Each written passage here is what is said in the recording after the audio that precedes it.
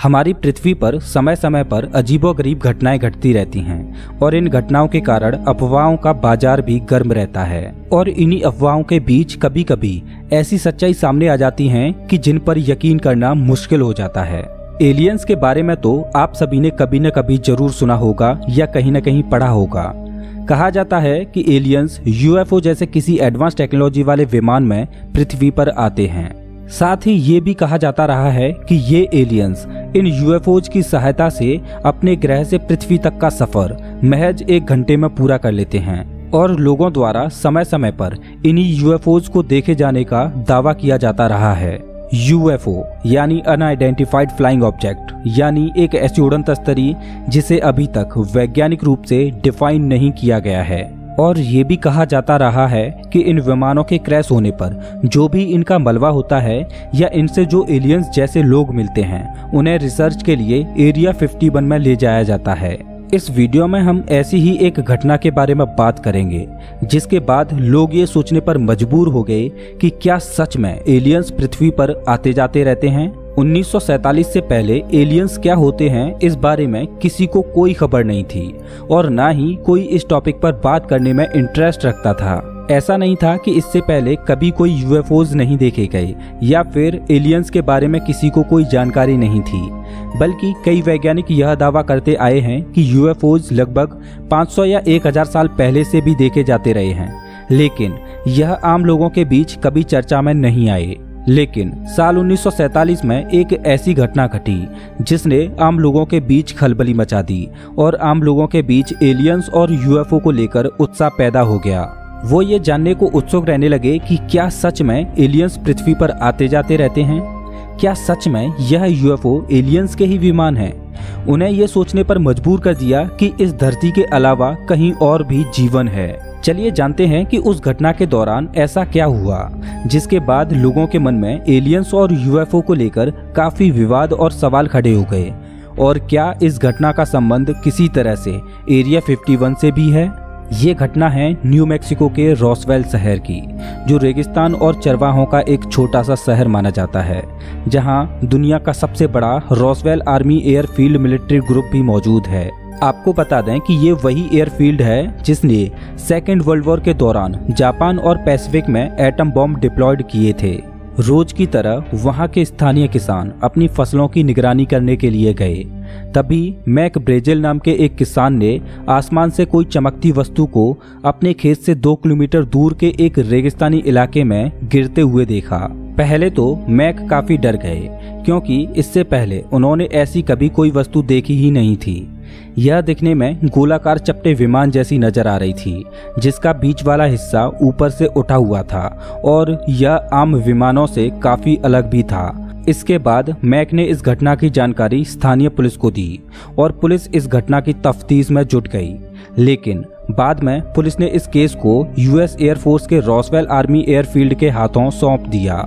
इसके बाद RAAF के मेजर जेसी मार्शल, जो कि एक इंटेलिजेंट इन्वेस्टिगेटर ऑफिसर थे, उन्हें इन्वेस्टिगेशन करने के लिए रॉसवेल भेजा गया।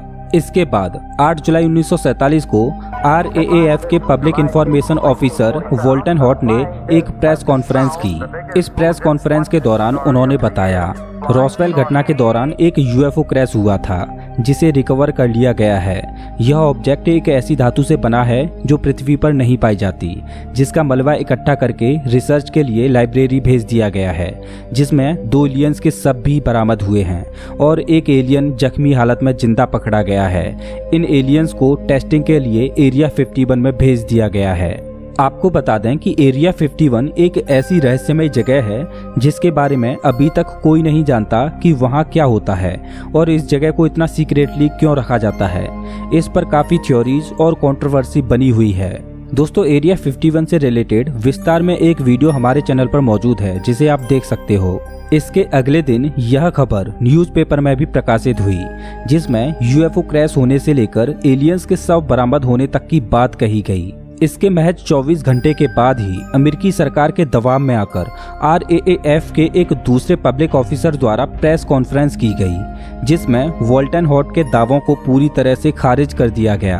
RAAF के चीफ ने कहा कि यह मलबा यूएस मिलिट्री द्वारा किए जा रहे न्यूक्लियर टेस्टिंग के एक एयर बैलून का है। और अगले दिन न्यूज़पेपर में भी इसी तरह एयर बैलून के क्रैश होने की खबर को छापा गया, जिसमें यह बताया गया कि यह बैलून अमेरिकी मिलिट्री के टेस्टिंग का एक हिस्सा था जो तकनीकी खराबी की वजह से क्रैश हो गया। इस घटना ने वहां स्थित लोगों के मन में हलचल पैदा कर दी, क्योंकि मलबे के इतने बड़े ढेर को देखकर यह यकीन कर पाना मुश्किल था कि वह मलबा एक एयर बैलून का ही था। और उस मलबे में मिली धातु का एयर बैलून जैसे किसी ऑब्जेक्ट से कोई संबंध कैसे हो सकता है। और यह घटना आग की तरह धीरे धीरे पूरे अमेरिका में फैल गई। इसके बाद अमेरिकी सरकार ने इस घटना से संबंधित और सबूत इकट्ठा करने के लिए RAAF की एक टीम भेजी और सरकार की ओर से इस घटना पर सफाई भी पेश की गई कि यह एक अफवाह है। वहां इस तरह का कोई UFO नहीं पाया गया, बल्कि वह मलबा मोगुल प्रोजेक्ट के न्यूक्लियर टेस्टिंग सर्विलांस बैलून का था जिसे अमेरिकी सरकार टेस्ट कर रही थी। UFO की इस घटना को यह कहकर दबा दिया गया कि अमेरिकी सरकार मिलिट्री प्रोजेक्ट से जुड़ी कुछ बातों को गुप्त रखना चाहती है और यह मलबा केवल एक बैलून का ही था। लेकिन वहां के लोग इतना तो समझ गए थे कि बैलून का मलबा ऐसा नहीं हो सकता, यह मलबा तो किसी और चीज का ही है। इसके बाद अमेरिकी सरकार ने इस घटना को अफवाह करार देते हुए इस घटना पर होने वाली सभी कंट्रोवर्सी को खत्म कर दिया और इसके बाद मामला शांत पड़ गया। लेकिन सरकार इस बात पर खुलकर कुछ नहीं कहती। वह इस घटना को UFO और एलियनों से जोड़कर नहीं देखती और इस घटना के एरिया 51 से संबंध होने को लेकर भी सरकार चुप्पी साधे हुए है। मतलब साफ है कि सरकार रॉसवेल घटना से जुड़े कुछ तथ्यों को छुपाना चाहती है।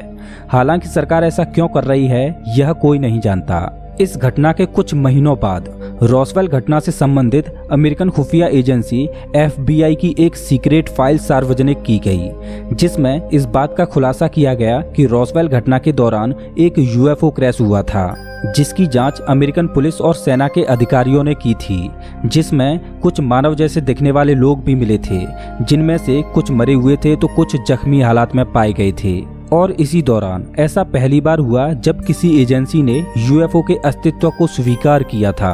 और FBI द्वारा जारी की गई इस रिपोर्ट में ये भी कहा गया कि ऐसे UFOs पहले भी देखे जा चुके हैं, लेकिन वह पब्लिक में कभी सामने नहीं आ पाए। FBI के एक स्पेशल एजेंट ने 4 अप्रैल 1947 को ब्यूरो के एक अधिकारी एडगर हुबर को एक लेटर भेजा था, जिसमें यह कहा गया था कि रॉसवेल में पुलिसकर्मी, सेना के जवान और वहां स्थित स्थानीय निवासियों ने रॉसवेल में नष्ट होते हुए UFO को देखा था, जो कि सिल्वर कलर का था, और इस घटना के आगे जांच के लिए आदेश मांगा था। लेकिन अमेरिकी सरकार ने इस पर कोई एक्शन नहीं लिया। इसके बाद FBI ने अपनी हजारों फाइलों को ऑनलाइन रिसोर्स द वर्ल्ड पर प्रकाशित किया। इसमें ऐसा लेटर मिला जिससे इस बात को बल मिलता है कि वाकई रॉसवेल घटना के दौरान एलियंस मिले थे। यह लेटर 22 मार्च 1950 को FBI के डायरेक्टर को लिखा गया था, जिसमें यह कहा गया था कि रॉसवेल घटना के दौरान हादसे के शिकार हुए एलियंस मिले थे, जिनकी हाइट लगभग 3 से 5 फीट थी, जिन्होंने किसी मेटल के बने कपड़े पहने हुए थे। वे कपड़े ऐसे थे जो स्पीड फ्लायर्स और पायलट्स पहनते हैं। लेकिन इस घटना की जांच के लिए अमेरिकी सरकार ने साफ मना कर दिया। रॉसवेल की इस घटना के कुछ महीनों बाद CIA के एक ऑफिसर जेस ब्रेंडन ने यह दावा किया कि अमेरिकी रक्षा विभाग का एक सीक्रेट रूम है जहां रॉसवेल की सारी इंपॉर्टेंट इंफॉर्मेशन रखी गई हैं। उस दुर्घटना से जुड़ी सारी चीजों और सबूतों को वहां रखा गया है। वे कहते हैं कि मैं दावे के साथ कह सकता हूं कि रॉसवेल में गिरा यान किसी दूसरे ग्रह का ही था, जिसमें कई एलियंस थे जो क्रैश हुए UFO के दौरान हादसे का शिकार हुए थे। लेकिन इस बात पर सरकार ने कोई प्रतिक्रिया व्यक्त नहीं की। सरकार की ओर से ना तो इस बात के सच होने की पुष्टि की गई और ना ही इस बात के गलत होने की पुष्टि की गई। इसके बाद 1978 में एक UFO researcher investigator Stanton T Friedmann ने रॉसवेल की इस घटना पर फिर से इन्वेस्टिगेशन शुरू की और UFO खोजकर्ताओं की एक टीम रॉसवेल पहुंची। वहां पहुंचकर उन्होंने वहां के स्थानीय निवासियों से पूछताछ की, जिस दौरान वहां कुछ लोगों ने उस घटना का जिक्र किया। उन्होंने बताया कि इन्वेस्टिगेटर ऑफिसर यहां से मलबा टेस्टिंग के लिए ले गए थे। वह मलबा एक क्रैश हुए विमान का था जो ऐसी धातु से बना था जो इस पृथ्वी पर नहीं पाई जाती, और यहां से कुछ अजीबोगरीब देखे जाने वाले इंसानों के शव भी मिले थे। मेजर जेसी मार्शल ने बताया, इन्वेस्टिगेशन के दौरान जो विमान गिरा था वह यूएफओ ही था और वह ऐसी धातु से बना था जो इस पृथ्वी पर नहीं पाई जाती, जिसे छूने पर यह लगता ही नहीं है कि तुमने हाथ में कुछ पकड़ा हुआ है। वह कागज से भी काफी पतली थी और उस विमान में से कुछ एलियंस के शव भी बरामद हुए। इनमें से कुछ मरे हुए थे और कुछ जख्मी हालत में थे। उन्होंने बहुत ही पतली और महीन धातु के कपड़े पहने हुए थे। वह कपड़े कुछ ऐसे थे जो एयर मार्शल प्रैक्टिस के दौरान पहनते हैं। और इसके बाद उन एलियंस को एरिया 51 में ले जाया गया। पूछताछ के बाद फ्रेडमैन ने जेसी मार्शल के बेटे जेसी मार्शल जूनियर से भी पूछताछ की। जेसी मार्शल जूनियर ने बताया कि 1947 की एक रात उनके पिता ने उन्हें कुछ मलबे के टुकड़े दिखाए जो देखने में काफी अजीब थे और वह इस धरती के तो बिल्कुल भी नहीं लग रहे थे। हालांकि यह मामला आर्मी से संबंधित था, इसलिए हमें वह टुकड़े वापस करने पड़े। उन टुकड़ों पर कुछ अजीब सी भाषा भी लिखी हुई थी जिन्हें पढ़ा नहीं जा सका। रॉसवेल घटना से संबंधित कई लोगों ने अपने तथ्यों को सामने रखा। ये सब वही लोग थे जो रॉसवेल घटना से किसी न किसी तरह से जुड़े हुए थे। उनमें से एक थे डोरेल एस्मिथ। डोरेल एक यूएफओ रिसर्चर थे जिन्होंने 30 साल तक रॉसवेल की घटना का बारीकी से अध्ययन किया। डोरेल का कहना है कि इस घटना के दौरान वाकई वहां पर यूएफओ गिरा था और उसमें से एलियंस की बॉडीज को बरामद किया गया था। लेकिन उसी दौरान अमेरिकी सरकार ट्रिनिटी टेस्ट यानी दुनिया का पहला न्यूक्लियर बॉम्ब टेस्ट कर रही थी, जिस कारण इस जगह को काफी सीक्रेट रखा गया और इसलिए रॉसवेल यूएफओ क्रैश की घटना को अफवाह घोषित किया गया। इस घटना को लेकर 1990 में बॉब लिजार नाम के एक व्यक्ति ने इस पर अपना तथ्य रखा। बॉब लिजार एरिया 51 में फ्लाइंग टेक्नोलॉजी पर काम करने वाला एक व्यक्ति है। बॉब ने बताया कि वह रॉसवेल में क्रैश होने वाले यूएफओ पर रिसर्च कर चुके हैं और इससे संबंधित उन्होंने कुछ फोटोज भी दिखाए। उन्होंने कहा कि उन्होंने एरिया 51 में फ्लाइंग ऑब्जेक्ट्स पर काफी समय तक काम किया, जिस वजह से उन्हें फ्लाइंग ऑब्जेक्ट्स टेक्नोलॉजी के बारे में काफी बारीकी से जानकारी थी।